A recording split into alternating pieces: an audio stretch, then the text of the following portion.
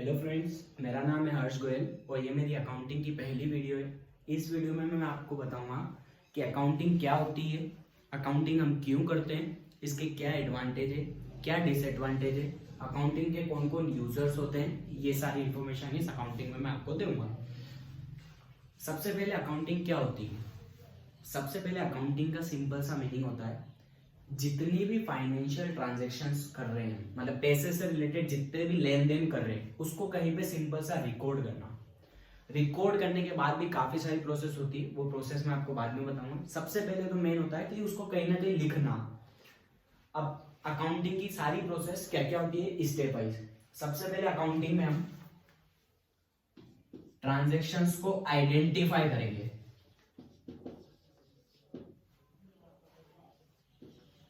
और कौन सी ट्रांजैक्शंस को? तो जो फाइनेंशियल नेचर की है, केवल उन ट्रांजैक्शंस को। अब सबसे पहले क्या होता है ये आइडेंटिफाई करना? क्या होता है आइडेंटिफाई करने का? सिंपल सा मतलब है अकाउंट्स में ना मैं सारी ट्रांजैक्शन नहीं लिखूंगा। जैसे अपने बिजनेस में काफी सारी चीजें होती है। जैसे एग्जांपल, अपन कोई भी बिजनेस खोल के बैठे हैं, तो बिजनेस के अंदर मान लो अपन काफी सारी चीजें कर रहे हैं। जैसे कोई कस्टमर आया, उसके साथ कुछ बात हुई, आपने कुछ भी XYZ कुछ भी उससे बात करी, तो वो सब मैं अकाउंट्स के अंदर नहीं लिखूंगा कि मैंने उससे ये बात करी कि क्या मार्केट की क्या इन्फॉर्मेशन है वगैरह। वो सब मैं जो भी उससे बातचीत कर रहा हूँ वो सब अकाउंट्स में नहीं लिखूंगा।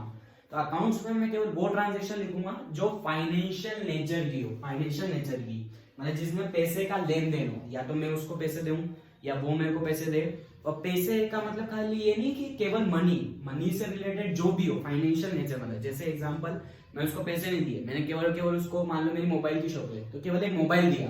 अब चाहे उसने मुझे पैसे दिए हो चाहे नहीं दिए हो, लेकिन फिर भी वो मॉनेटरी टर्म्स में आ गया, क्योंकि मोबाइल क्या है, कुछ ना कुछ पैसे का है, 10,000 15,000। तो जो मैंने उसको कुछ भी पैसे से रिलेटेड चीज दी या ली, तो उसको अपन क्या करेंगे, पहले आइडेंटिफाई करेंगे कि ये पैसे से रिलेटेड है या नहीं है। अगर पैसे से रिलेटेड होगा तो हम उसे लिखेंगे, पैसे से रिलेटेड नहीं है तो नहीं लिखेंगे। सेकंड, फर्स्ट स्टेप हो गई आइडेंटिफाई। सेकंड होगी मेजर करना। अब मेजर करने का मतलब क्या है? मेजर करने का मतलब है, अब मुझे पता तो चल गया कि हाँ इसमें पैसे का लेन देन हो रहा है, या फिर ये जो ट्रांजेक्शन है वो फाइनेंशियल नेचर की है।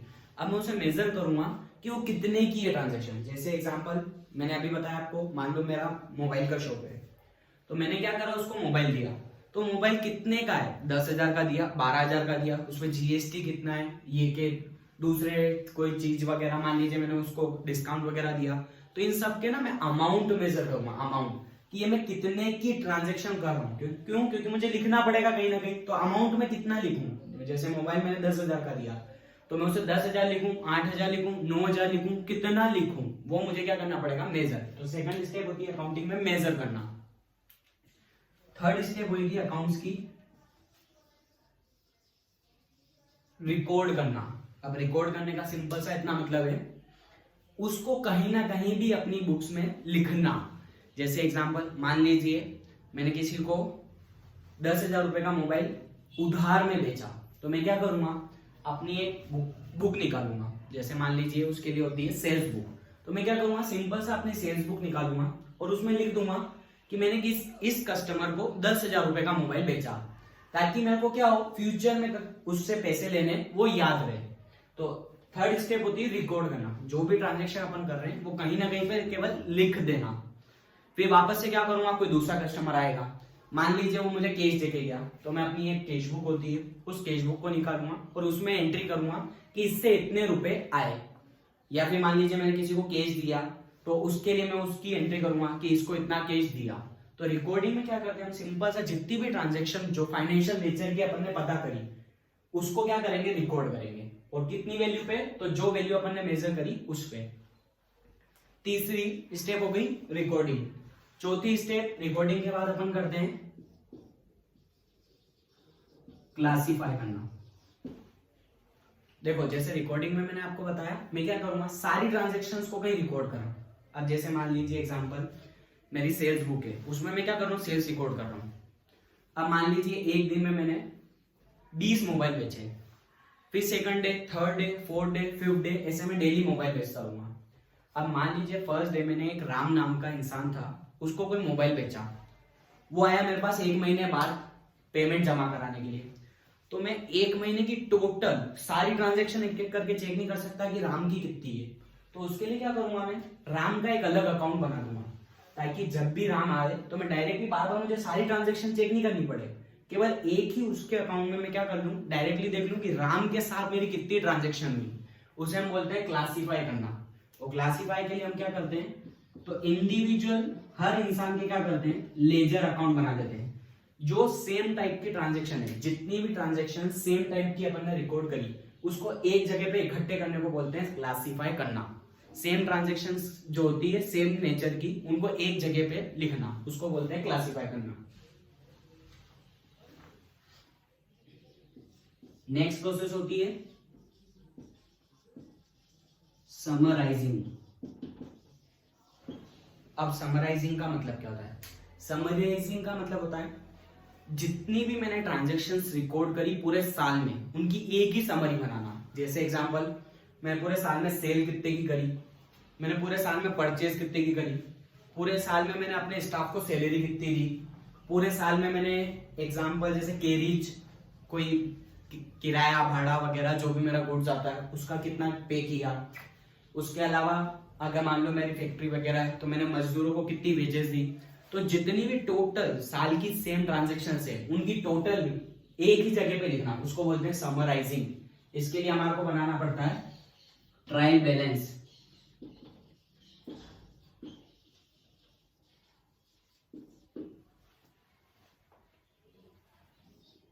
अगली स्टेप होती है अकाउंटिंग की,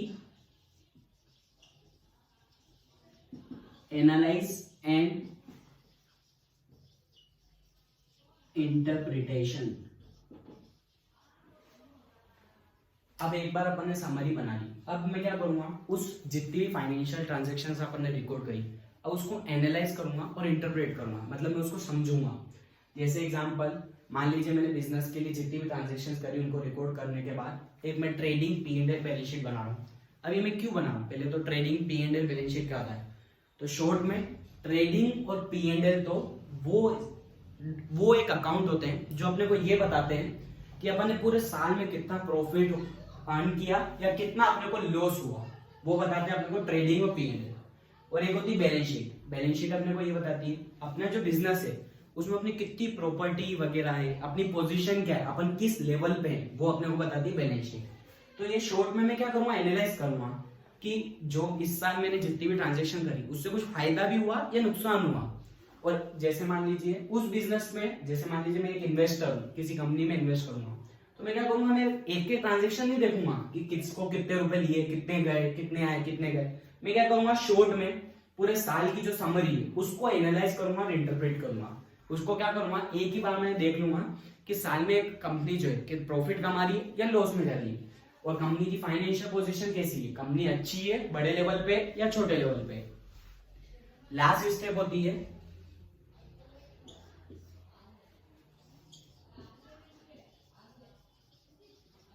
कम्युनिकेटिंग टू इट्स यूजर्स।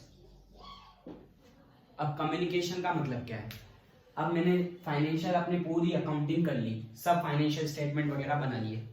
अब पहली बात तो मैंने फाइनेंशियल स्टेटमेंट बनाया, तो क्यों बनाया, ताकि मैं क्या करूं, अपने लोगों को बता सकूं कि ये मेरे अकाउंट से मैं इतना कमाता हूं, ये करता हूं वगैरह, जो भी अपने फाइनेंशियल अकाउंट से उन सब में क्या समरी निकल रही, उसका क्या उसका रिजल्ट निकल रहा है, वो किसी को बताना। अब किसको बताना, ये क्यों मैं किसको बताऊंगा, तो जो भी इसके यूजर्स हैं, मतलब जिनके वो काम आती है, इसके कौन कौन यूजर्स होते हैं वो मैं आपको अभी इसके बाद इस टॉपिक के बाद बताऊंगा। सबसे पहले तो अकाउंटिंग क्या होती है शॉर्ट में, तो अकाउंटिंग सिंपल सा एक प्रोसेस है जिसमें हम पहले ये पता करेंगे कि जो ट्रांजेक्शन अपन कर रहे हैं वो फाइनेंशियल नेचर की है या नहीं। मतलब अगर उसमें पैसे से रिलेटेड कोई चीज होगी तो हम उसको रिकॉर्ड करेंगे, नहीं तो नहीं करेंगे। सेकंड क्या करेंगे, सेकंड हम उसको मेजर करेंगे। अब मेजर मतलब क्या होता है, मेजर मतलब सिंपल सा हम उसको क्या करेंगे, ये पता करेंगे वो जो ट्रांजेक्शन है वो कितने अमाउंट की है। तीसरा, उसके बाद हम क्या करेंगे, उसको रिकॉर्ड करेंगे। रिकॉर्ड करने का सिंपल सा मतलब है उसको कहीं भी बुक्स में लिखेंगे, कहाँ लिखेंगे वो आपको नेक्स्ट वीडियो में बताऊंगा। पहले अभी सिंपल सा रिकॉर्ड करेंगे, मतलब अपन अपनी किसी बुक्स में निकाल के उसको लिखेंगे कि इतने अमाउंट की ट्रांजेक्शन हुई है। चौथा बताया मैंने क्लासीफाई। क्लासीफाई मतलब एक जैसी जितनी भी ट्रांजेक्शन है उनको एक जगह पे लिखना, उसे बोलते हैं क्लासीफाई करना। अगला होता है समराइजिंग। समराइजिंग मतलब जितनी भी साल की ट्रांजेक्शन है सेम नेचर की, उनको एक जगह पे लिखना। जैसे पूरे साल में टोटल सेल कितने की हुई, पूरे साल में टोटल परचेज कितने की हुई, पूरे साल में टोटल खर्चे कितने हुए, पूरे साल में कितने की मैंने असेट्स खरीदी। असेट्स मतलब जैसे एग्जांपल बिल्डिंग कितने की है मेरा फर्नीचर कितने का है, ये सब। आगे समझ में। अगला होता है एनालाइज एंड इंटरप्रेट करना। एनालाइज और इंटरप्रेट करने का मतलब होता है उन ट्रांजेक्शन्स को समझना, उन अकाउंट जो अपन ने बनाए उनको समझना कि इसका क्या रिजल्ट निकल रहा है, मतलब जो बिजनेस है वो कैसा है, अच्छा है या बुरा है, और कैसे हम इसको सुधार सकते हैं। लास्ट है कम्युनिकेटिंग टू इट्स यूजर्स, मतलब जिनके लिए अपन ने अकाउंट्स बनाए हम उन्हें बताएंगे कि ये हमारी अकाउंटिंग इन्फॉर्मेशन है, अब हम उनको ये इन्फॉर्मेशन प्रोवाइड करेंगे। अब अकाउंटिंग के कौन कौन ऐसे जने हैं जो अकाउंटिंग के यूजर्स होते हैं। तो अकाउंटिंग के दो टाइप के यूजर्स होते हैं, एक होते हैं इंटरनल यूजर्स, एक होते हैं एक्सटर्नल यूजर्स। इंटरनल यूजर्स हम उन्हें बोलते हैं जो अकाउंट्स जो बिजनेस के अंदर के यूजर्स हैं। जैसे एग्जांपल बिजनेस का ओनर, बिजनेस का मैनेजमेंट और बिजनेस की एम्प्लॉइज जो स्टाफ काम करता है वो, ये होते हैं ओनर। इंटरनल यूजर्स ये होते हैं इंटरनल यूजर्स। और एक होते हैं एक्सटर्नल यूजर्स। एक्सटर्नल यूजर्स का मतलब है जो बिजनेस के बाहर के लोग हैं जो अपने अकाउंटिंग की इंफॉर्मेशन जो अपने से मांगते हैं। जैसे एग्जांपल सबसे पहले तो इंटरनल यूजर्स के 3 एग्जांपल बताया मैंने। एक तो ओनर्स, मालिक क्यों मांगेगा अकाउंट्स, उसको क्यों देखने, ताकि उसे ये पता चल सके कि मैंने जो इतना इन्वेस्टमेंट वगैरह कर रखा है उसका क्या रिटर्न निकला या नहीं निकला, और निकला तो कितना निकला, ताकि वो लेना है ना। सेकंड होता है मैनेजमेंट भी अकाउंटिंग की इंफॉर्मेशन मांगता है। वो इसलिए मांगता है ताकि हम पता कर सके कहाँ कॉस्ट ज्यादा लग रही है, कहाँ कॉस्ट कम लग रही है, कहाँ से अपन इस बिजनेस को सुधार सकते हैं, कैसे क्या कर सकते हैं। जैसे मान लीजिए एग्जांपल बिजनेस क्यों मांगता है, अकाउंट से मुझे पता चला इस साल पूरे इस साल में सैलरी दी 1 लाख रुपए की और सेल्स उतनी हुई नहीं। तो जो अपन सैलरी जितनी दे रहे हैं क्या इतनी देनी चाहिए या नहीं देनी चाहिए, क्या अपन इसको रिड्यूस कर सकते हैं या नहीं। या फिर मान लीजिए एडवर्टीजमेंट में एक्सपेंडिचर कर दिया 5 लाख का, क्या उतना एक्सपेंडिचर जरूरी था या नहीं था। तो ये बाद में मैनेजमेंट क्या करता है, अकाउंट्स को देख के पता करता है कि इतना एक्सपेंडिचर करना जरूरी था या नहीं था, और उसको कम कर सकते हैं या नहीं कर सकते। तीसरे होते हैं स्टाफ मतलब अपना जो भी एम्प्लॉइज वगैरह है वो भी अकाउंट्स को मांगते हैं। क्यों, वो ये पता करना चाहते हैं कि कंपनी टाइम टू टाइम हमारा एम्प्लॉय प्रोविडेंट फंड वगैरह में पैसा जमा करा रही है या नहीं करा रही है, और कंपनी को प्रॉफिट हो रहा है या नहीं हो रहा है। अगर प्रॉफिट हो रहा है तो बोनस मांगे, नहीं हो रहा हो तो नहीं मांगे। इसके अलावा एक होते हैं एक्सटर्नल यूजर्स। एक्सटर्नल यूजर्स मतलब होता है ऐसे यूजर्स जो बिजनेस के बाहर के। जैसे एग्जांपल सबसे पहले गवर्नमेंट क्यों किसी बिजनेस से अकाउंटिंग इंफॉर्मेशन मांगेगी, क्यों अकाउंट्स मांगेगी। तो गवर्नमेंट इसलिए अकाउंट्स मांगती है क्यों, क्योंकि गवर्नमेंट को टैक्स लेना है। तो टैक्स कैसे लेगी गवर्नमेंट, जब अपन उनको बताएंगे कि अपने साल का इतना प्रॉफिट हुआ तो गवर्नमेंट उस हिसाब से टैक्स लेगी। इसलिए गवर्नमेंट भी क्या करती है, अपने अकाउंटिंग के इंफॉर्मेशन मांगती है। सेकंड और कौन मांगता है, तो बैंक वाले। अगर मान लीजिए मुझे किसी के पास लोन लेने जाना है, किसी भी बैंक वाले के पास, तो वो क्या ऐसे ही मुझे लोन दे देगा। वो पहले पूछेगा कि काम धंधा वगैरह है या नहीं है। काम धंधा है तो वो चेक करेगा कि बिजनेस अपना कैसा चल रहा है, प्रॉफिट में या लॉस में। प्रॉफिट में चल रहा होगा तो देगा लोन, लॉस में चल रहा होगा तो नहीं देगा। तो वो क्या करेगा, लोन देने से पहले अपने अकाउंट्स मांगेगा कि आप अपने अकाउंट्स दिखाओ ताकि मैं पता कर सकूं कि आप लोन देने के लायक भी हो या नहीं हो। और एक्सटर्नल यूजर में और कौन मांगता है अपने, एग्जाम्पल मान लीजिए कोई इन्वेस्टर हो गया जो अपने बिजनेस में इन्वेस्ट करना चाहता है। तो इन्वेस्टर वो इंसान होता है जो अपने बिजनेस में पैसा इन्वेस्ट करेगा।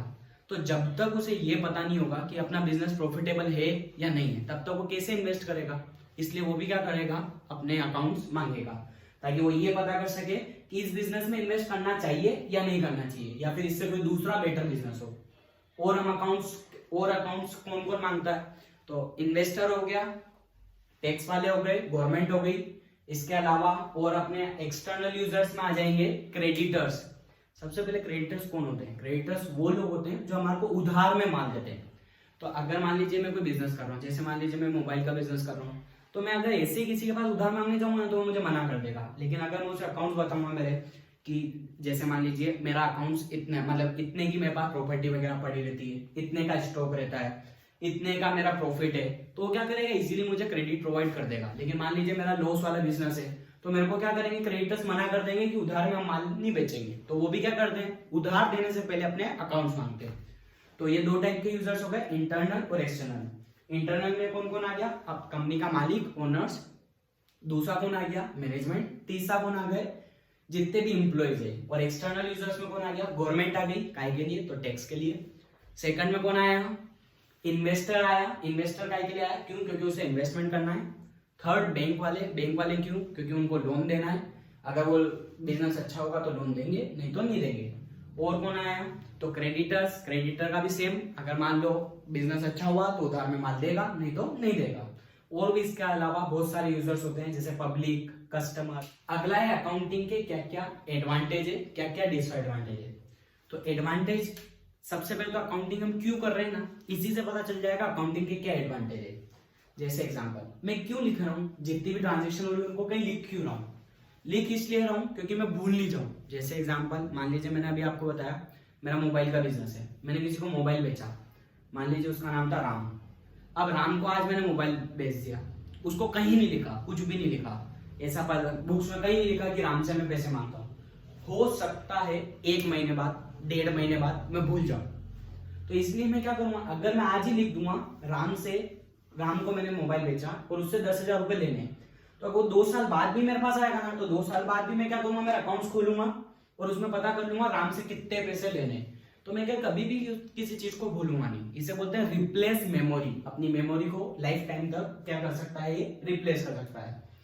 सेकंड, और क्या है एडवांटेज, और क्या फायदे हैं, क्यों अकाउंटिंग कर रहा हूँ। मान लीजिए मैं अकाउंटिंग नहीं कर रहा हूँ, नॉर्मली बिजनेस कर रहा हूँ, तो क्या होगा, मैं बिजनेस तो करे जाऊंगा लेकिन मुझे कभी पता नहीं चलेगा कि मेरा प्रॉफिट हो रहा है या लॉस हो रहा है। हो सकता है मैंने 1 महीने, 1 साल, 2 साल मेहनत करी, अकाउंट बनाया नहीं, कुछ पता नहीं है कि प्रॉफिट क्या हो रहा है, क्या लॉस हो रहा है, कुछ पता नहीं है, केवल बिजनेस करे जा रहा हूँ। तो हो सकता है मैं क्या कर रहा हूँ, बिजनेस लॉस में कर रहा हूँ, तो मेरा लॉस बढ़ता जाएगा बढ़ता जाएगा। लेकिन अगर मैं अकाउंट बनाऊंगा तो मेरे को पता चल जाएगा कि बिजनेस में लॉस हो रहा है, तो मैं ट्राई करूंगा कि कहाँ मैं अपने लॉस को क्या कर सकता हूँ, कवर कर सकता हूँ, और कैसे अपने लॉस वाले बिजनेस को प्रॉफिट में कन्वर्ट कर सकता हूँ।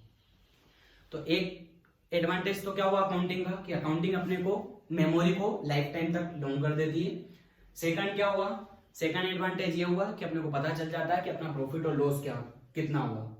तीसरा है अपनी फाइनेंशियल पोजीशन बताता है। अगर मैं अकाउंट्स बनाऊंगा, सबसे पहले तो फाइनेंशियल पोजीशन क्या होती है। फाइनेंशियल पोजीशन का मतलब सिंपल सा इतना मतलब है, किसी इंसान की पैसे से रिलेटेड क्या पोजीशन है, मतलब किस लेवल पे आता है। जैसे एग्जांपल, मान लीजिए मेरा अकाउंट्स है, इसके लिए एक बैलेंस शीट बनती है। मान लीजिए मेरा बिजनेस है जिसमें मेरी बैलेंस शीट की टोटल आ रही 10 लाख, तो उसमें मेरे को ये पता चलेगा कि मेरे बिजनेस के अंदर टोटल जो असेट्स है, असेट्स मतलब अपन सिंपल सा बोल सकते हैं अपने बिजनेस की जो प्रॉपर्टीज है वो 10 लाख की है। तो बैंक में मैं लोन लेने जाऊंगा ना, तो मुझे 10 लाख से बड़ा लोन कभी देंगे ही, क्यों, क्योंकि अगर मैं पूरा बिजनेस भी बेच दूंगा ना तो 10 लाख से ऊपर नहीं पहुंच पाऊंगा। तो ये 10 लाख क्या है, मेरी फाइनेंशियल पोजीशन है, इससे ऊपर जाना अभी मेरे लिए मुश्किल है। मतलब अगर मैं लोन वगैरह लेने जाऊंगा तो मुझे अपनी फाइनेंशियल पोजीशन के हिसाब से लोन मिलेगा।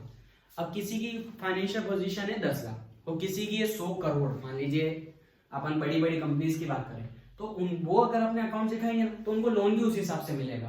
तो इसलिए तीसरी इसके अकाउंटिंग के क्या एडवांटेज हुआ, तीसरा, कि ये अपने को ना फाइनेंशियल पोजीशन बता देगी कि अपन किस पोजीशन पे अभी हैं।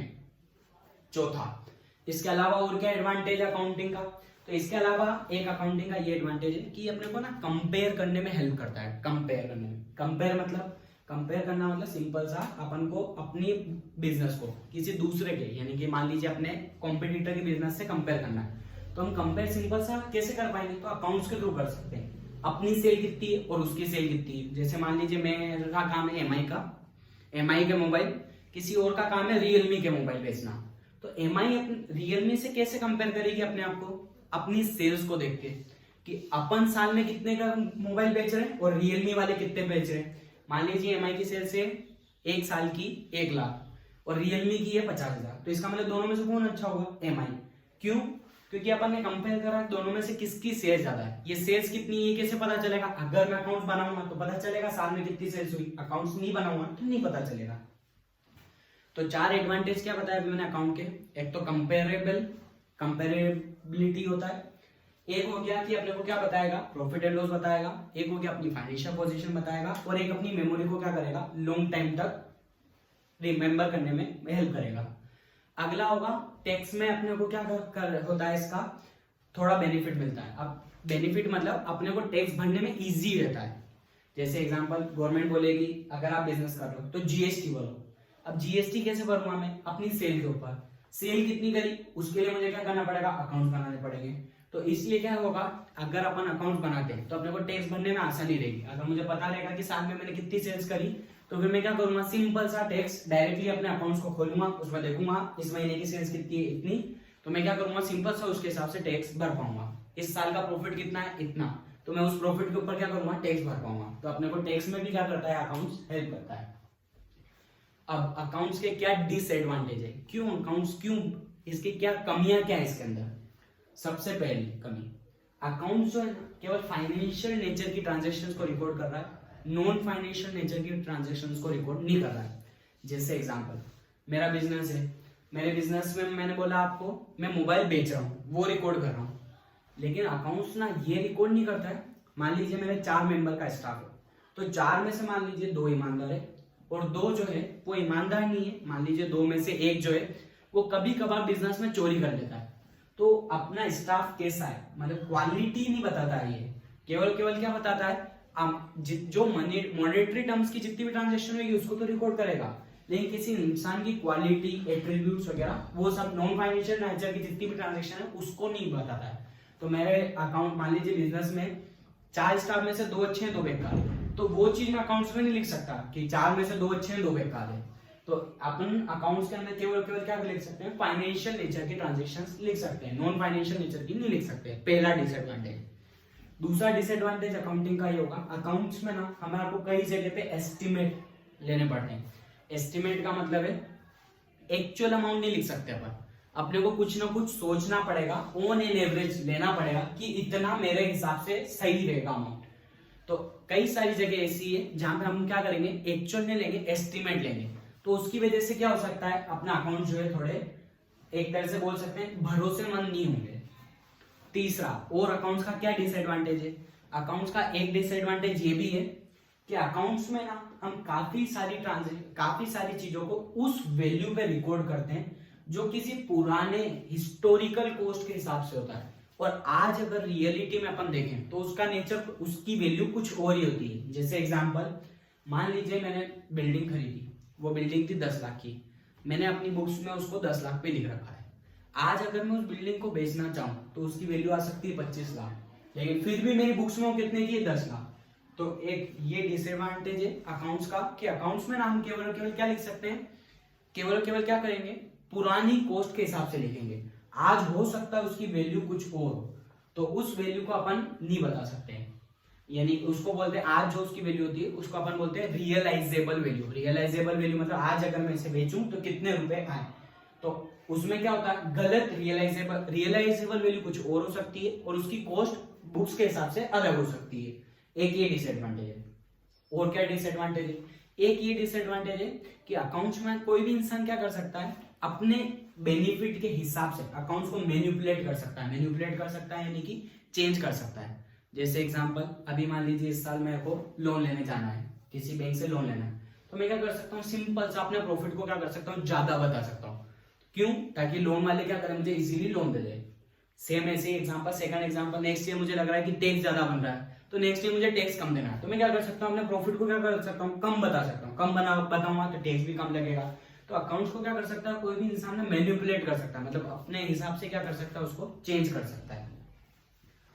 तो अकाउंटिंग के डिसएडवांटेज क्या क्या है, एक तो केवल फाइनेंशियल ट्रांजैक्शंस को रिकॉर्ड करता है, नॉन फाइनेंशियल नेचर को नहीं रिकॉर्ड करता है। सेकंड, और क्या डिसएडवांटेज रहा इसका, ये कि अकाउंट्स को ना कोई भी मैनिपुलेट कर सकता है अपने हिसाब से कभी भी। एक डिसएडवांटेज इसका ये कि अकाउंट्स के अंदर अपन जो चीज लिख रहे हैं उसकी आज के हिसाब से वैल्यू हो सकता है कुछ और हो, और उस टाइम जब अपन ने लिखा या फिर अभी जो अपनी बुक्स वैल्यू बता रही है वो अलग हो, और आज उसकी रियलिटी में वैल्यू कुछ अलग हो। और लास्ट एक मैंने बताया, अकाउंट्स में हमें कहीं एजम्पशंस लेने पड़ते हैं, कुछ एस्टिमेट करना पड़ता है। तो जितने भी एस्टिमेट कर रहे हैं अपन ने वो हो सकता है गलत हो, एक्चुअल अमाउंट वो नहीं हो। अब अकाउंट्स के अंदर अकाउंट्स के अंदर हमारे को कुछ चीजें ध्यान रखनी चाहिए, वो अकाउंट्स के अंदर होनी चाहिए। अब सबसे पहले वो ऐसी कौन कौन से इसेंशियल एलिमेंट्स है जो अकाउंट्स में होने ही चाहिए, मतलब उनको उनके बेसिस पे अपने को अकाउंट बनाना है। सबसे पहला रिलायबल मतलब क्या है, अपन जो अकाउंट बना रहे हैं वो रिलायबल होनी चाहिए। रिलायबल मतलब भरोसेमंद होनी चाहिए, ताकि कोई भी अगर उसको पढ़े तो उस पर भरोसा कर सके कि हाँ ये जो चीज लिखी हुई है वो सही हो। सेकंड होता है रिलेवेंट का मतलब होता है अपने को अकाउंट्स के अंदर वो चीजें लिखनी है जो जरूरी हो, जो बेकार की चीज हो वो लिखनी जो जरूरी नहीं हो, मतलब जो यूजर्स के लिए जरूरी नहीं हो वो इंफॉर्मेशन नहीं लिखनी। तीसरा होगा अकाउंट जो है अपन वो एक्यूरेट होने चाहिए। इसका मतलब जो चीज जैसी है, मतलब कुछ गलती नहीं करनी है उसमें। ऐसा नहीं है कि अपने अकाउंट्स में लिख रहे हैं सेल्स लिखी 10,000, 5,000, फिर 2,000 और टोटल करी इनकी 17,000 की जगह 20,000 लिखी, तो ये इनएक्यूरेसी हो जाएगी। मतलब अपने को जितनी भी अकाउंट बनाना है उसमें छोटी मोटी गलतियां नहीं होने देनी है, उसको एक्यूरेट बनाना है। और लास्ट होता है अंडरस्टैंडेबल का मतलब होता है कि जो भी अपन अकाउंटिंग कर रहे हैं वो अंडरस्टैंडेबल होनी चाहिए। अंडरस्टैंडेबल का मतलब लोगों के समझ आनी चाहिए, इतनी इजी मैनर में लिखनी है कि किसी कोई भी अगर मान लो कोई बच्चा तो नहीं बोल सकते, कोई भी अगर एक नॉर्मल मैन उसको पढ़े तो उसको समझ में आ सके कि अकाउंट्स को देख के अपन क्या सामने वाला क्या अपने से को समझाना चाह रहा है, उसको समझ में आ सके। ऐसे अकाउंट्स होने चाहिए। तो आज की वीडियो में इतना ही। ये मेरी फर्स्ट वीडियो है तो इसमें काफी सारी कमियां होगी। नेक्स्ट टाइम मैं ट्राई करूंगा इसको जितना इम्प्रूव कर सकें। आज के लिए इतना ही, थैंक यू। अगर आपको ये वीडियो अच्छी लगी हो लाइक करें, शेयर करें, कमेंट करें और बताएं मेरे को कि क्या कहाँ किस जगह पे अपन इम्प्रूव कर सकते हैं, इस वीडियो को और नेक्स्ट टाइम बेटर कैसे बना सकते हैं। और अगर ये वीडियो अच्छी लगी हो तो अपने फ्रेंड्स के साथ जरूर शेयर करें। Thank you.